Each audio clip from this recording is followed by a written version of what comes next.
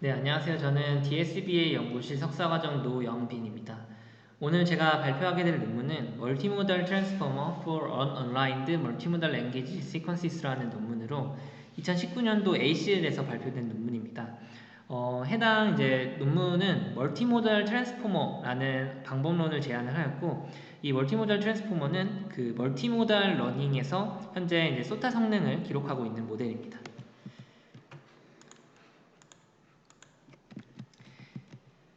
네, 먼저 왜 멀티모달을 사용해야 하는가에 대해서부터 살펴보도록 하겠습니다.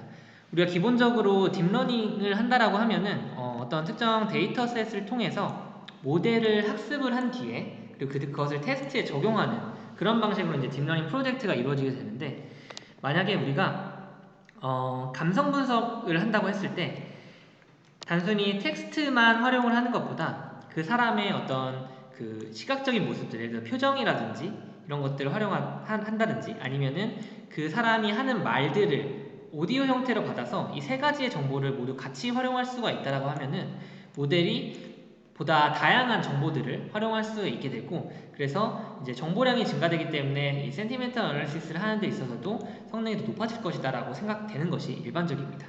그리고 마찬가지로 우리가 만약에 주가 예측을 한다라고 하면은 단순히 뉴스 텍스트를 통해서만 주가 예측을 하는 것보다는 차트를 또 이제 이미지 형태로 표현을 해서 그 정보를 활용할 수도 있고, 또 다양한 재무제표라든지 이런 스트럭처드 데이터도 활용할 수가 있을 것입니다. 그래서 이렇게 다양한 모달리티, 이 모달리티를 이제 데이터 양식이라고 하는데, 이 다양한 모달리티를 활용함으로써 그 모델이 활용할 수 있는 정보량을 늘리고, 그래서 모델의 성능을 높일 수 있는 방식이 바로 멀티모달리티라고 생각을 하시면 되겠습니다.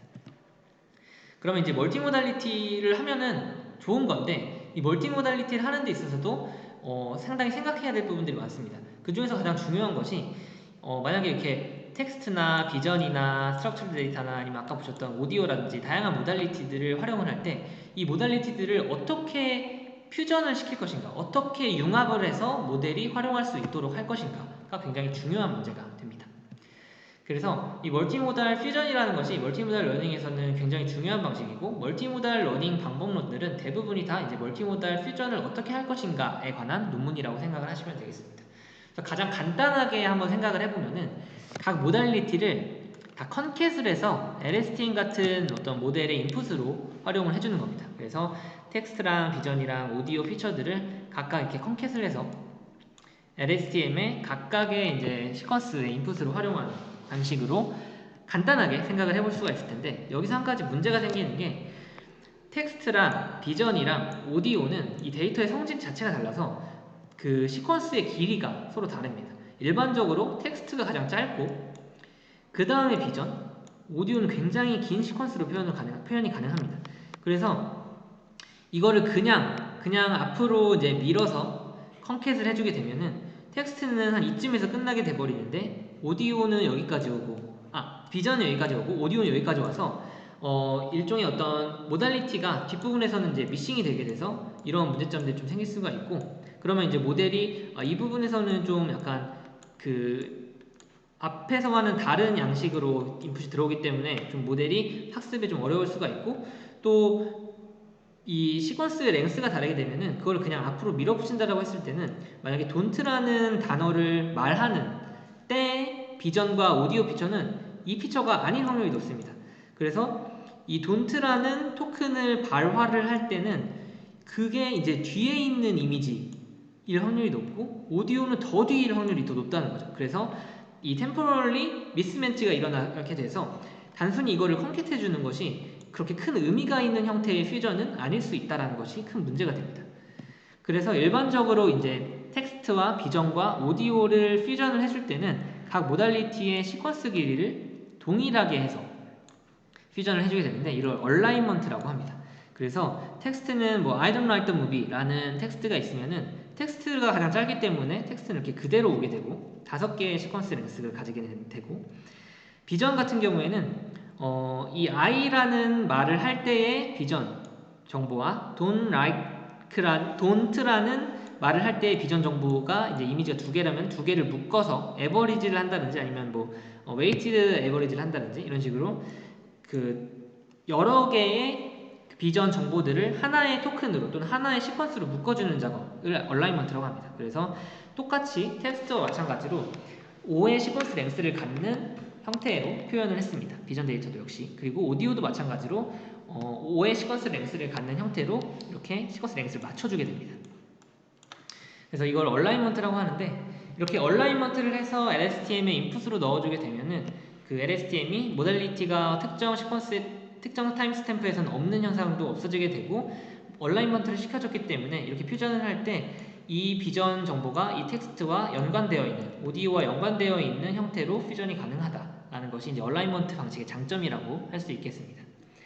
그런데 이 얼라이먼트 방식의 장점도, 얼라이먼트 방식도 몇 가지 좀 문제점이 있는데, 역시 마찬가지로 이제 LSTM 셀을 활용하게 되면은 LSTM이 약간 그 악명 높은 그 롱텀 디펜던시 문제가 역시 생기게 되고, 가장 큰 문제는 사실 이 어텐션 메커니즘을 적용할 때 항상 이제 고려가 되는 것이, 서로 다른 시퀀스에 있는 것들이 조금 연결되기가, 직접적으로 연결되기가 힘들다라는 것입니다. 그래서 이 롱텀 디펜던시 문제를 가지는 LSTM 셀에서는 부정적인 단어가 이렇게 그 두 번째 시퀀스에서, 두 번째 타임 스탬프에서 나타나게 됐을 때 다운된 톤이 세 번째 시퀀스에서 나타나게 되고, 찡그린 얼굴이 다섯 번째 시퀀스에서 나타나게 될 때 이것들이 서로 다른 시퀀스 내에 있기 때문에 점점 시간이 지나서 그 정보가 다음 LSTM 셀로 전달이 될 때 명확하게 그 부정적인 시그널들이 다음 스탬프로 전해지지 못할 수도 있다는 문제점이 있게 됩니다. 그래서 이 부정적이거나 뭐 다운된 톤이라든지 찡그린 얼굴 같은 것들이 서로 잘 어텐션이 이루어지고 인터랙션이 이루어져서 이게 네거티브라는 어떤 프레딕션을 하는 데 있어서 잘 인터랙션이 이루어져야 되는데, 이 LSTM 셀을 얼라이먼트 방식으로 활용을 하게 되면은 그렇게 직접적인 인터랙션이 반영이 되지 못해서 예측을 하는 데 있어서 좀 부정적인 영향이 있을 수 있다라는 것이 이 멀티모달 트랜스포머를 제안한 논문에서의 어떤 문제 의식이었습니다.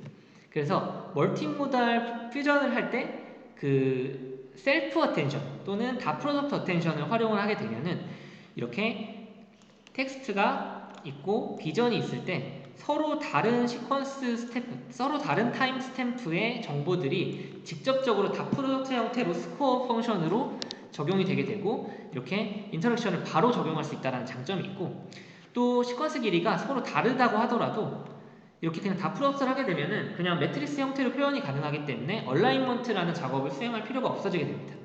그래서 오늘 지금 리뷰를 하고자 하는 논문은 Multimodal Transformer for Unaligned Multimodal Language Sequences라는 제목을 가지고 있는데, 여기서 트랜스포머를 이용을 해서 unaligned, aligned가 필요 없이 각 모달리티를 타임 그 스탬프를 맞춰줄 필요가 없이 태스크를 수행할 수 있다라는 것이 가장 큰 장점이라고 할 수 있겠습니다.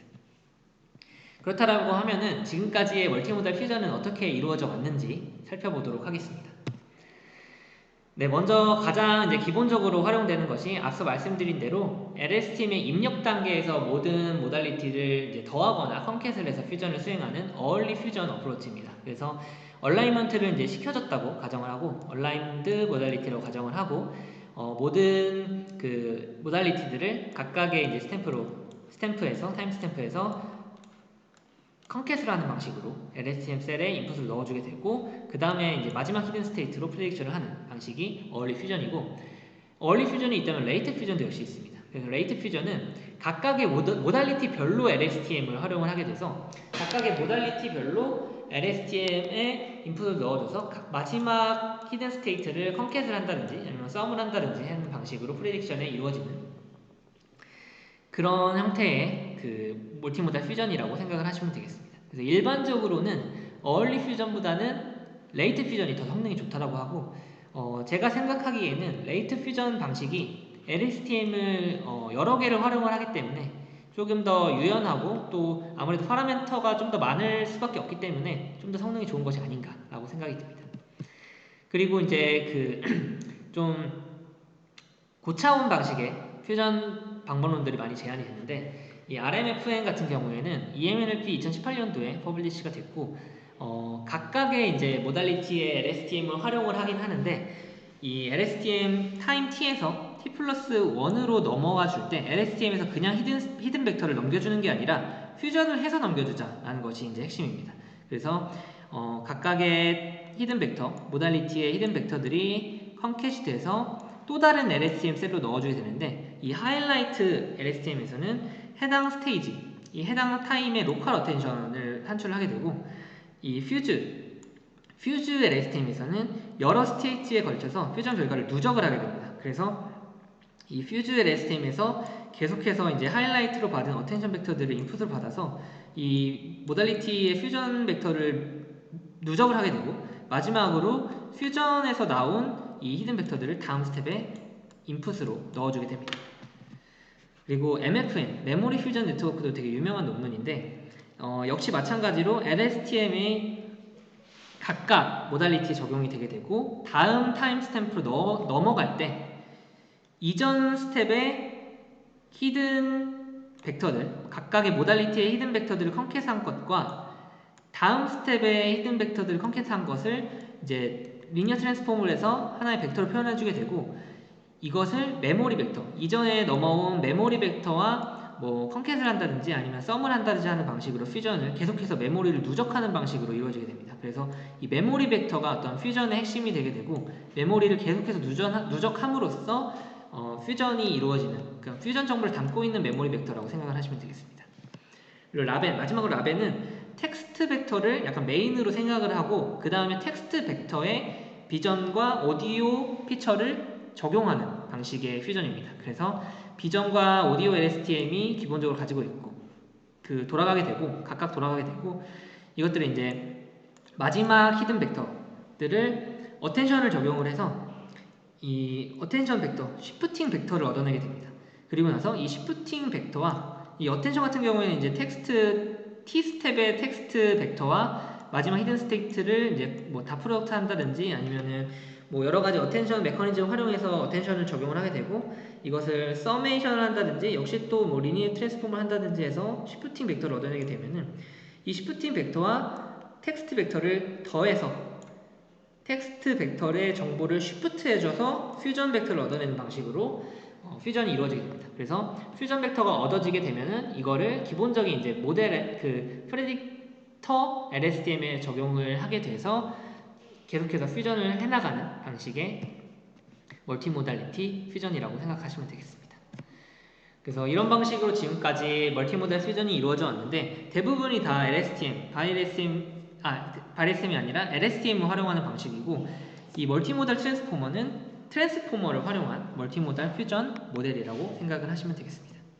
그래서 오버롤 아키텍처를 보시게 되면은 이렇게 각각의 그 텍스트, 비전, 오디오 모달리티별로 좀 모델이 이루어져 있고, 그 각각의 모달리티별로 쭉 그 트랜스포머 또는 크로스 모달 트랜스포머를 거친 뒤에 마지막으로 이제 프레딕션이 이루어지는 단계입니다. 그래서 하나씩 살펴보도록 하겠습니다. 먼저 데이터 레프레젠테이션부터 살펴보도록 하겠습니다.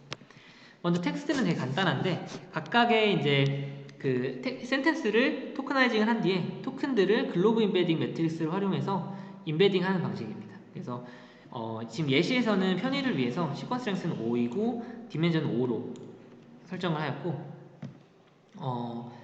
논문에서는 제가 기억하기로는 300디멘전을 활용했던지 아니면 200디멘전을 활용한 걸로 기억을 하고 있습니다. 네, 논문을 확인해 보시면 더 정확할 것 같습니다. 그리고 비전 정보의 경우에는 저는 이걸 봤을 때 CNN을 당연히 활용하지 않았을까, 뭐 VGG라든지 아니면은 프리트레인드 모델을 활용하지 않았을까라는 생각을 했었는데, 페이셋이라는 라이브러리가 있다고 합니다.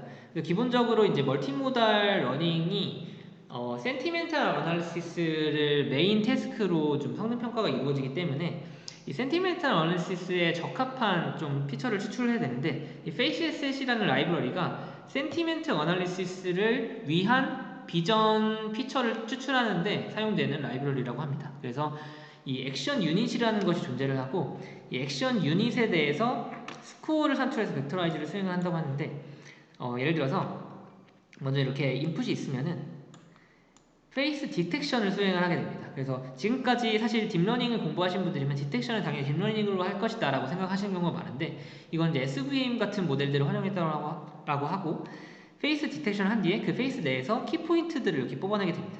키포인트들을 뽑아내게 되면은 그 각각의 키포인트들을 그 인풋으로 해서 SVM을 통해서 액션 유닛에 대한 레코그니션을 진행을 하게 됩니다.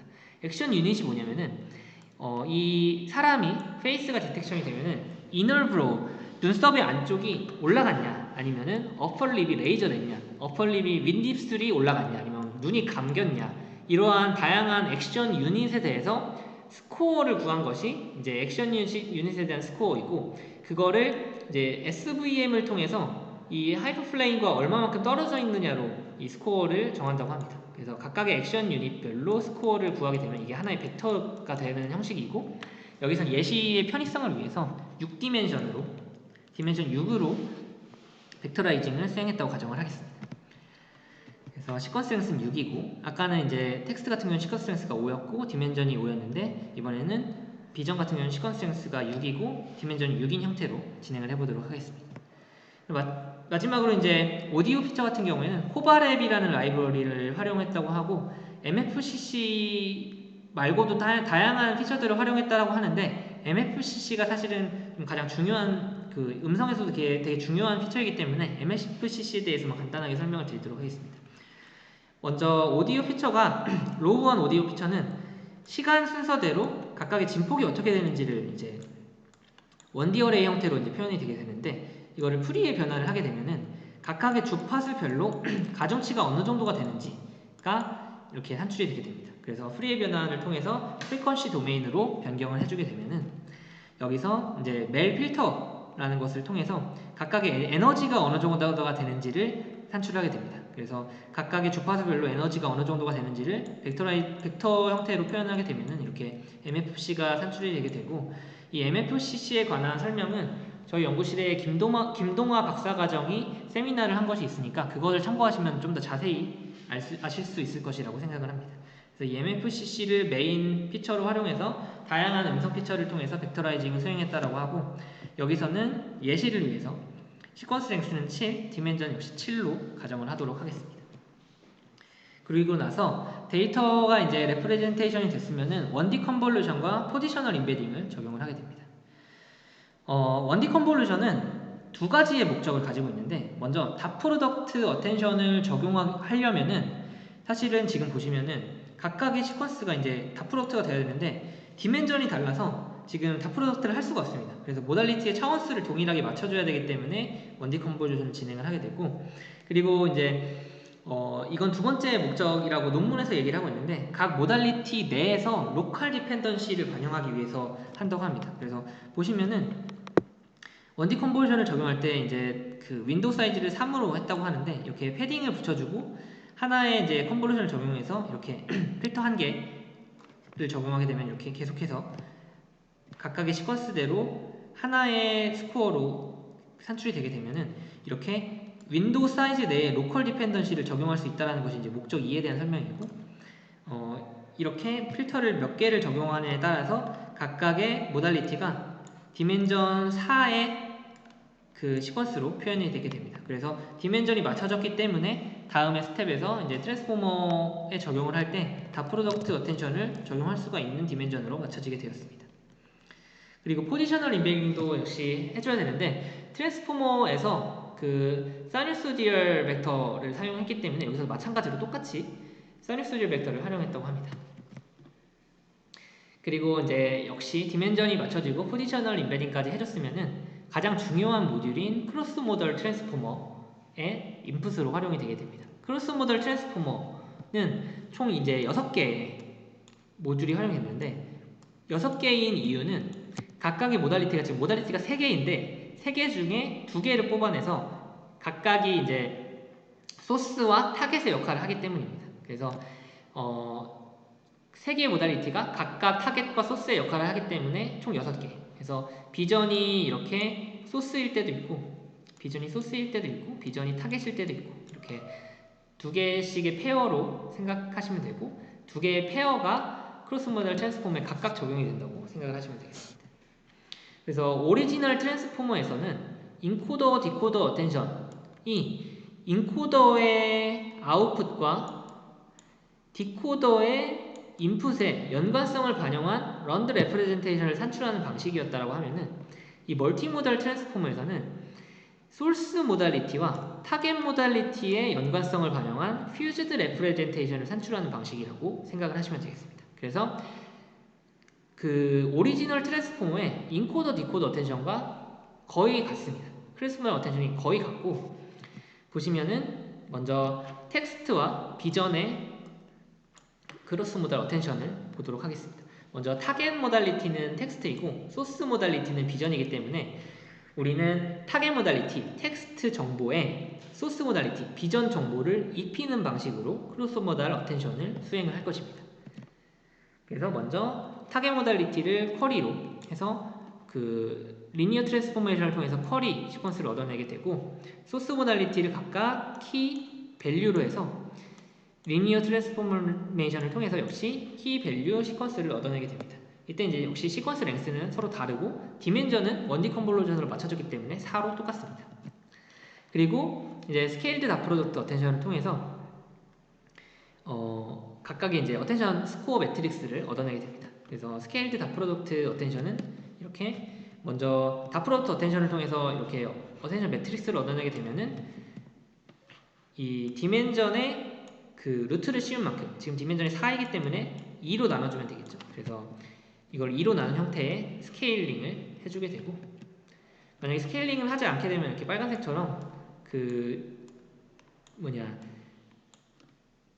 각각의 그 스코어가 높은 것은 더 높고 낮은 것은 더 낮게 나오게 됩니다. 그래서 이제 그레디언트 전파가 잘 이루어지지 않을 수 있다라고 이제 오리지널 트랜스포머 논문에서 이야기를 하고 있는데, 그래서 스케일드 다 프로덕트 어텐션 스코어를 이렇게 계산을 하게 되고, 이렇게 스케일드 다 프로덕트 어텐션 매트릭스가 나오게 되면은 이것을 밸류 시퀀스와 곱을 해주게 되면은 밸류의 웨이티드 썸으로 퓨즈드 아웃풋이 나오게 됩니다. 여기서 제가 처음에 이제 크로스 모달 트랜스포머를 좀 접할 때 의아했던 것이, 사실 셀프 어텐션이라고 하면은 밸류의 웨이티드 썸이기 때문에 밸류의 시퀀스 랭스로 나와야 되는 거 아닌가라고 처음에 생각했었는데, 이게 그 쿼리의 시퀀스 랭스로 나오게 됩니다. 그래서 계산을 해보시게 되면은 쿼리의 시퀀스 랭스로 나오는 것이 맞고 기본적으로 비전에서 텍스트로 정보를 옮겨주는 것이기 때문에 텍스트의 시퀀스 랭스는 유지되는 것이 맞고, 단순히 비전의 정보만 입혀졌다 라고 생각을 해서 텍스트의 시퀀스 랭스인 5로 아웃풋이 나오는 것이 맞습니다. 그래서 전반적인 형태를 보시게 되면 앞서 말씀드린 형태의 크로스 모달 셀프 어텐션, 크로스 모달 스케일드 다 프로덕트 어텐션이 N블록에 걸쳐서 이루어진다고 보시면 되고, 타겟 모달리티가 지속적으로 이렇게 스킵 커넥션을 통해서 계속해서 돌게 되는데, 이렇게 계속해서 도는데, 도는 와중에 이 소스 모달리티의 비전 정보가 이 멀티헤드 어텐션을 통해서 입혀진다고 생각을 하시면 되겠습니다. 그래서 계속해서 텍스트 모달리티는 기본적으로 있는데 거기에 소스 모달리티가 입혀짐으로써 마지막으로 이제 N블록을 거치게 되면 퓨즈드 아웃풋이 탄생이 된다 라고 생각하시면 되겠습니다. 그리고 이 과정을 지금은 비전과 텍스트에 대해서만 설명을 드렸는데, 이 과정을 오디오에서 텍스트, 텍스트에서 비전, 오디오에서 비전, 텍스트에서 오디오, 비전에서 오디오, 이렇게 6번을 수행을 하고 각각의 이제 타겟 모달리티가 좀 중심이 돼서 이렇게 나눠져 있는 것을 확인하실 수 있습니다.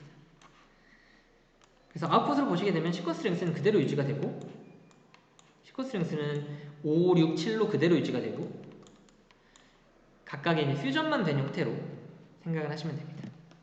마지막으로 이제 프레딕션 단계인데, 이렇게 크로스 모달 어텐션을 통해서 퓨전이 된 아웃풋이 이렇게 나오면은 비전으로부터 퓨전된 텍스트 아웃풋, 오디오로부터 퓨전된 텍스트 아웃풋이 나오게 되면 이거를 컨캣을 해주게 되고, 컨캣을 해준 것을 그대로 이제 셀프 어텐션을 적용하게 됩니다. 쿼리 키 밸류로 가서 셀프 어텐션을 적용하게 되면 역시 똑같은 시퀀스 랭스의 똑같은 디멘전, 컨캣된 디멘전의 아웃풋으로 나오게 됩니다. 마찬가지로 비전도 텍스트로부터 퓨전된 비전, 오디오로부터 퓨전된 비전 벡터들을 컨캣을 해주고, 각각 셀프 어텐션을 적용을 하게 되면은 역시 셀프 어텐디드 시퀀스가 나오게 되고 오디오도 마찬가지로 역시 셀프 어텐디드 시퀀스가 나오게 됩니다. 그러면은 셀프 어텐션을 레이어를 거친 텍스트 시퀀스와 비전 오디오 시퀀스의 마지막 시퀀스 벡터를 활용을 해서 컨캣을 한 뒤에 프레딕션을 하게 됩니다. 그래서 마지막 시퀀스 벡터를 활용한다는 점이 좀 특이하고, 원래 이제 버트를 많이 사용을 하기 때문에 버트에서는 클래스 벡터가 있어서 클래스 벡터를 클래시피케이션에 활용하면 되는데, 트랜스포머는 딱히 이제 클래스 벡터를 활용하진 않기 때문에 마지막 시퀀스 벡터를 활용할 것 같고, 개인적으로 실험을 했을 때는 마지막 시퀀스 벡터를 활용한 것보다 에버리지를 활용한 게 더 성능이 좋았습니다. 그래서 에버리지를 활용하셔도 괜찮을 것 같고, 뭐 버트에서도 사실 클래스 벡터 활용한 것보다 마지막보다는 에버리지 벡터를 활용하는 게 좋다라고 얘기를 하는 것도 많아서, 만약에 이거를 활용하게 되신다면은 에버리지도 한번 같이 실험을 해보시는 게 어떨까라는 생각이 듭니다.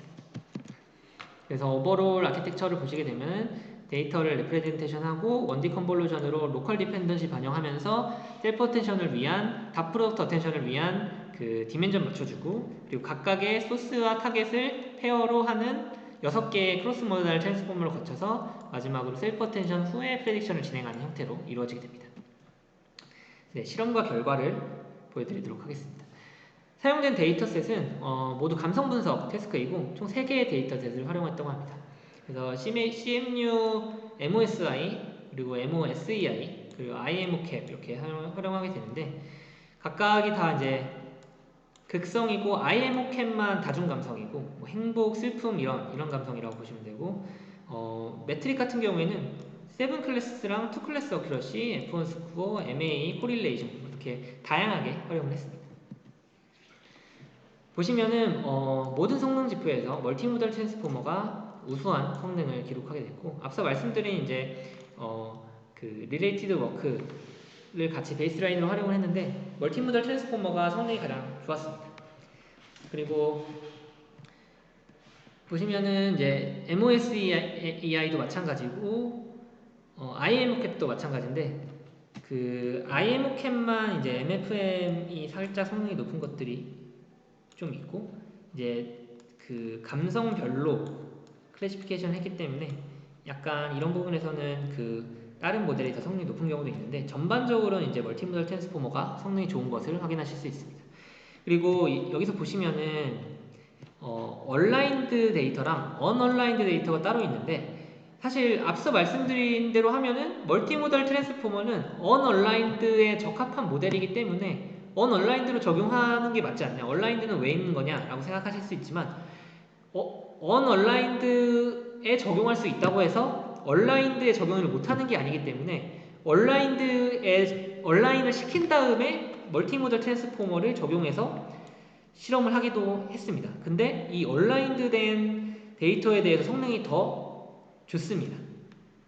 그래서 이걸 보고 이제 제가 생각이 든 거는, 아무리 언얼라인드로 가능하다고 하더라도 얼라인을 시키는 게 그래도 이제 뭐 퓨전을 하는 데 있어서 더 성능이 우수한 거구나 라는 생각이 들었고, 얼라이닝을 할 수 있다라고 하면은 하는 것이 그 감성 분석 태스크에 있어서는 조금 더 좋은 성능을 기록할 수 있겠다라는 생각이 들었습니다. 네, 그리고 에블레이션 셀을 보면은 기본적으로 이제 텍스트 온리, 비전 온리, 오디오 온리를 보시면 텍스트, 비전, 오디오 순으로 더 성능이 높은 것을 확인하실 수가 있고, 사실 이게 좀 약간 애매한 것이, 만약에 비전을 그 페이스앱 라이브러리가 아니라 뭐 다양한 정말 좋은 비전 모델을 활용했다라고 하면은 비전이 더 좋았을 수도 있고, 오디오 같은 경우도 뭐 그 오디오 모델이라든지 아니면 오디오 피처도 좀 더 그 샘플링 레이트를 높게 해서 뽑는다든가 하면 오디오가 더 좋았을 수도 있는데, 데이터에 따라서 이건 좀 약간 차이가 있지 않나 라는 생각이 들었고, 지금 현재 세팅에서는 텍스트가 거의 압도적으로 좋습니다. 코릴레이션도 굉장히 높고 F1도 10% 가까이 높은 걸 확인하실 수 있고, 어큐러시는 10% 이상 높죠. 바이너리 어큐러시 같은 경우에는. 그리고 역시 마찬가지로 크로스 모달을 할 때 텍스트를 타겟으로만 하는 것도 실험했는데 역시 텍스트 가장 높습니다. 그리고 비전, 오디오 순이고,